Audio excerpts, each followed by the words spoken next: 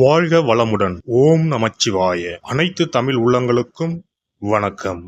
2025 ஆண்டு மார்ச் மாதம் நடைபெறவுள்ள சனி பெயர்ச்சியால் எந்தெந்த ராசிக்காரர்களுக்கு ஏழரை சனி, அஷ்டம சனி, கண்டக சனி, அர்த்தாஷ்டம சனி நடைபெறப் போகிறது. இதனால் மேசம் முதல் மீனம் வரை 12 ராசிகளுக்கு 2025 எப்படி இருக்கும் என்பதனை பற்றி விரிவாக காண்போம். நீண்ட நாட்களாக தனது கும்பராசியில் அமர்ந்திருந்த சனி பகவான் தற்போது கும்பராசியில் இருந்து வெளியேறி குரு பகவானின் ஆதிக்கத்தில் உள்ள மீனராசியில் பிரவேசிக்க உள்ளார். திருக்கணித பஞ்சாங்கத்தின்படி 2025 ஆண்டு மார்ச் மாதம் 29ஆம் தேதி இரவு 9:44 கும்பராசியில் உள்ள புரட்டாதி நட்சத்திரம் 3ஆம் பாதத்தில் இருந்து மீனராசியில் உள்ள புரட்டாதி நட்சத்திரம் 4ஆம் பாதத்திற்கு பெயர்ச்சியாக உள்ளார். முதலில் நாம் காண இருப்பது ஏழரை சனி. ஏழரை சனியை 2.5 ஆண்டு காலமாக பிரித்து சொல்லலாம். முதல் 2.5 வருடத்தை விரயசனி என்றும், அடுத்து வரக்கூடிய 2.5 வருடத்தை ஜென்மசனி என்றும், இறுதியாக வரக்கூடிய 2.5 வருடத்தை பாதச்சனி என்றும் அழைக்கின்றோம். கடந்த ஆண்டு 2023 இருந்து மகர ராசிக்கு பாதசனியும், கும்பராசிக்கு ஜென்மசனியும், மீனராசிக்கு விரயசனியும் நடைபெற்று வருகிறது. இனி வரக்கூடிய சனி பெயர்ச்சியால் மேச ராசிக்காரர்களுக்கு ஏழரை சனி ஆரம்பித்து அடுத்த 2.5 வருடம் விரயசனி நடைபெற உள்ளது. மீன ராசிக்கு விரயசனி முடிந்து ஜென்மசனியும், கும்பராசிக்கு ஜென்மசனி முடிந்து பாதசனியும் நடைபெற உள்ளது. மகர ராசிக்காரர்கள் ஏழரை சனியில் இருந்து முழுமையாக விடுதலை அடைய உள்ளீர்கள். ராசிக்கு 4ஆம் இடத்திற்கு சனி பகவான் வரும் பொழுது நடைபெறுவது அர்த்தாஷ்டம சனியாகும். ராசிக்கு 7இல் சனி பகவான் வரும்போது நடைபெறுவது கண்டக சனியாகும். ராசிக்கு 8இல் சனி பகவான் வரும்போது அஷ்டம சனி நடைபெறும். வரும் சனி பெயர்ச்சியின் போது மகரம், கடகம், விருச்சிக ராசிக்காரர்கள் சனியின் பாதிப்பில் இருந்து விடுபட உள்ளீர்கள்.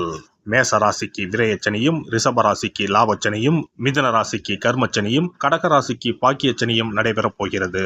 சிம்ம ராசிக்கு அஷ்டமச்சனி, கன்னி ராசிக்கு கண்டகச்சனி, துலாம் ராசிக்கு ரோகச்சனி, விருச்சிக ராசிக்கு பஞ்சம சனி, தனுசு ராசிக்கு அர்த்தாஷ்டம சனி, மகர ராசிக்கு சகாய சனி, கும்பராசிக்கு பாதசனி, மீன ராசிக்கு ஜென்மசனி நடைபெற உள்ளது. இனி இந்த பெயர்ச்சியால் உங்கள் ராசிக்கு உண்டாகும் சுபபலன் என்ன என்பதனையும், அசுபபலன் ஏற்படுமாயின் ராசிக்காரர்கள் செய்ய வேண்டிய பரிகாரம் என்ன, வழிபட வேண்டிய தெய்வம் யார் என்பதனை பற்றியும் விரிவாக காண்போம். நடைபெற போகும் இந்த சனி பெயர்ச்சியால் உங்கள் வாழ்வில் வளமும் நலமும் செல்வ செழிப்பும் பெற்று வாழ்வில் உயரிய நிலையை அடைய எல்லாம் வல்ல எம்பெருமானை வேண்டி விரும்பி கேட்டுக்கொள்கிறேன். கடகராசி அன்பர்களே, அஷ்டம சனியால் பாதிக்கப்பட்டு வந்த கடகராசிக்கு இனி பாக்கிய சனி அடுத்த 2.5 ஆண்டுகளுக்கு நடக்கப் போகிறது. என்னென்ன பலன்களை சனி பகவான் அள்ளித்தரப் போகிறார் என தெரிந்து கொள்ளலாம். கடகராசியை பொறுத்தவரை கடந்த 2.5 ஆண்டு காலமாக அஷ்டம சனியால் பாதிக்கப்பட்டு வந்தனர். ஆனால் அவர்களுக்கு கடந்த 5 ஆண்டுகளாகவே பிரச்சனைதான். முன்னதாக சனி மகரத்தில் இருந்தார். மகரத்தில் இருக்கும்போது கடகராசியின் அதிபதி சந்திரனுக்கு சனி சத்ரு கிரகம் என்பதால் சமசப்த பார்வை எனும் 7ஆம் பார்வையாக மகர ராசியை பார்த்தார். குறிப்பாக திருவோணம் நட்சத்திரத்தில் சனி பகவான் சஞ்சாரம் செய்யும் போது கடகராசிக்காரர்களுக்கு திருமணம் நிச்சயமாகி ரத்தாகி இருக்கும். வம்பு, வழக்கு, கோர்ட் கேஸ், மருத்துவமனை, என்ன நோயென்றே தெரியாமல் மருத்துவ செலவுகள் வந்திருக்கும். சொல்ல முடியாத துயரங்களை சந்தித்து மனம் வெறுத்திருப்பார்கள். அஷ்டமசனி கடகராசிக்காரர்களை மனம் நொந்து போகச் செய்திருக்கும். கடந்த ஆண்டு கும்பத்தில் ராகுவின் நட்சத்திரத்தில் சஞ்சாரம் செய்த போது கடகராசிக்கு வம்பு, வழக்கு, கோர்ட் பிரச்சனைகள் துரத்தி கொண்டே இருந்திருக்கும். ராசிக்கு 11ஆம் இடத்தில் குரு வந்த பிறகு கடகத்துக்கு லாபகுருவாக அமைந்தது. இதனால் சில நல்ல பலன்கள் கிடைத்திருக்கும். தற்போது சனி பெயர்ச்சியால் கடகராசிக்காரர்களுக்கு அஷ்டம சனி பூர்ணமாக விளங்குகிறது.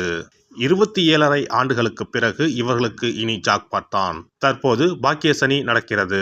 கடந்த 5 ஆண்டுகளாக துன்பத்தை சந்தித்து வந்தவர்களுக்கு விடிவுகாலம் பிறக்கும். வாங்கிய கடன், வழக்குகள் போன்ற ஒவ்வொரு பிரச்சனைகளும் படிப்படியாக தீரும். மே மாதத்தில் இருந்து அதிர்ஷ்டத்தை அள்ளி கொடுக்க போகிறார் சனி பகவான். எங்கு தோல்வி அடைந்தீர்களோ, எங்கு அவமானப்பட்டீர்களோ அந்த இடங்களில் எல்லாம் தைரியமாக பயணம் செய்வீர்கள். 5 ஆண்டுகளுக்கு பிறகு இப்போதுதான் வாழ்க்கை ஆரம்பிக்கப் போகிறது. இனி வாழ்வில் எல்லாமே மகிழ்ச்சிதான். ஆயில்ய நட்சத்திரக்காரர்கள் ஓரளவுக்கு தப்பித்திருப்பார்கள். ஆனால் பூசம், புனர்பூசம் நட்சத்திரக்காரர்கள் வெகுவாக பாதிக்கப்பட்டிருப்பார்கள். இனி கடகராசிக்காரர்களுக்கு பாக்கிய சனி காலம் நடக்கப் போகிறது. அனைத்து பாக்கியங்களும் கிடைக்கப் போகிறது. சொத்துக்கள் வாங்க முடியும், பழைய சொத்துக்களை விற்க முடியும், கடனை அடைத்து விடுவீர்கள். பித்ரு வர்க்கத்திற்கு ஆதாயம் கிடைப்பதால் அதன் மூலம் நீங்கள் மேன்மை அடைவீர்கள். அனைத்து விஷயங்களிலும் படிப்படியாக வெற்றி காண்பீர்கள். வெளிநாடு செல்ல விசா கிடைக்கும். வெளிநாடுகளில் முதலீடு செய்தவர்களுக்கு ரிட்டர்ன்ஸ் கிடைக்கும். வாழ்வாதாரத்தில் மேன்மை, வியாபாரத்தில் முன்னேற்றம் உண்டாகும். நிதித்துறையில் இருப்பவர்கள் வெற்றி காண்பீர்கள். ரியல் எஸ்டேட், மீடியா துறையில் இருப்பவர்கள் வெற்றி கொடியை நாட்டுவீர்கள். டிரான்ஸ்போர்ட் துறைகளில் இருந்தவர்களுக்கு இதுநாள் வரை இருந்து வந்த வழக்குகள் உள்ளிட்ட பிரச்சனைகளில் இருந்து விடுபடுவீர்கள். இந்த காலகட்டங்களில் அஷ்டமஸ்தானத்தில் இருக்கக்கூடிய ராகு என்ற கிரகத்தை குரு தனது 9ஆம் பார்வையாக பார்க்கிறார். குரு பகவான் 12ஆம் இடத்தில் இருக்கிறார். எனவே நிதி முதலீடு தொடர்பான விஷயங்களில் கவனமாக இருக்க வேண்டும். அரசால் அங்கீகரிக்கப்பட்ட முதலீடா என்பதை ஆராய்ந்து முதலீடு செய்ய வேண்டும். கடகராசிக்காரர்களை பொறுத்தவரை கல்வியில் எப்போதும் இயற்கையாகவே கூடுதல் கவனத்துடனேயே இருப்பார்கள். நிதி, பொருளாதாரம், தகவல் தொடர்பு, சட்ட படிப்பு குறித்து படிப்பவர்கள் நல்ல முன்னேற்றம் கிடைக்கும். இனி வெற்றி பாதையாகவே அமையும். சனி பெயர்ச்சி காலத்தில் பெண்கள் உடல்நிலையை பத்திரமாக பார்த்து கொள்ள வேண்டும். இவர்களுக்கு பஞ்சமாதிபதியான செவ்வாய் ராசியில் நீச்சமடைவதால் நோய் எதிர்ப்பு சக்தி குறைவாக இருக்கும். இயற்கை வைத்தியங்களை எடுத்து பத்திரமாக பார்த்து கொள்ள வேண்டும். ராகு பகவான் 8ஆம் இடத்தில் இருப்பதால் அடிக்கடி அடிவயிறு சம்பந்தப்பட்ட விஷயங்களில் கவனம் செலுத்த வேண்டும். உஷ்ணம் இல்லாமல் இருப்பதற்கான செயல்களை செய்ய வேண்டும். கடகராசிக்காரர்களுக்கு சனி பெயர்ச்சியில் பரிகாரங்கள் எதுவும் தேவையில்லை. வழக்கமாக ஆஞ்சநேயர், நரசிம்மர் வழிபாடு செய்வது நற்பலன்களை கொடுக்கும். குறிப்பாக வளர்பிறை, தேய்பிறை, அஷ்டமி திதிகளில் பைரவர் வழிபாடு செய்வது நன்மை தரும். மொத்தத்தில் 100க்கு 90% சனி பெயர்ச்சி நிம்மதி, சந்தோஷத்தை கொடுத்து செழிப்பான ஆண்டாக இது அமையும். சிறப்பு பரிகாரம். நவ கிரகங்களில் சனி பகவான் நீதி தவறாதவர். அவரவர் கர்ம வினைகளுக்கு உரிய பலனை தவறாமல் வழங்குபவர். பொதுவாக சனி பெயர்ச்சி என்றாலே எல்லோரும் பயப்படுவார்கள். அப்படி பயப்பட வேண்டிய அவசியமே இல்லை. சனி பகவானால் பாதிப்புகள் ஏற்படும் பட்சத்தில் பாதிப்பில் இருந்து விடுபட பல எளிய பரிகாரங்கள் உள்ளன. ஒரு கைப்பிடி பச்சரிசியை எடுத்துக்கொண்டு அதை நன்றாக பொடி செய்து கொள்ள வேண்டும். பிறகு சூரியனை வழிபட வேண்டும். சூரியனை வழிபட்ட பிறகு குளக்கரையிலோ மரத்தின் அடியிலோ உள்ள விநாயகரை 3 முறை வலம் வந்து வழிபட்டு விட்டு பொடி செய்த பச்சரிசி மாவை தரையில் போட வேண்டும். அப்படி போடும் மாவை எறும்புகள் எடுத்துச் செல்லும். குறிப்பாக வன்னி மரத்தின் அடியில் இருக்கும் விநாயகரை வலம் வருவது மிகவும் விசேஷம். இந்த பரிகாரத்தை எப்போதுமே தொடர்ந்து செய்வது மிகவும் நல்லது. ஒருவருக்கு சனி தசை வந்துவிட்டால் அவருக்கு சந்தேக புத்தி வந்துவிடுகிறது. யார் சொல்வதையும் ஏற்றுக்கொள்ள மாட்டார்கள். குறிப்பாக அஷ்டமத்து சனி மிகவும் கஷ்டப்படுத்திவிடும். 7.5 சனியின் பாதிப்பை விடவும் அஷ்டமத்து சனி மிக அதிக பாதிப்பை ஏற்படுத்தும். அஷ்டம சனி நடப்பவர்கள் சனியினால் ஏற்படக்கூடிய பாதிப்புகளில் இருந்து விடுபட பின்கூறும் நியதிகளை கடைபிடித்தால் பாதிப்புகளின் தாக்கத்தில் இருந்து விடுபடலாம். சனி தசை நடக்கும்போது எந்த செயல் செய்தாலும் தாமதமாகும். அதற்காக கோபப்படக்கூடாது. பொறுமையாக இருக்க பழகிக்கொள்ள வேண்டும். தினமும் காகத்துக்கு எள் கலந்த சாதம் வைக்கவும். பிரதோஷ பூஜைகளில் பங்கேற்பது நல்லது. சனிக்கிழமை தோறும் சனி பகவானுக்கு இரும்பு அகல் விளக்கில் நல்லெண்ணெயில் தீபம் ஏற்றி வழிபடவும்.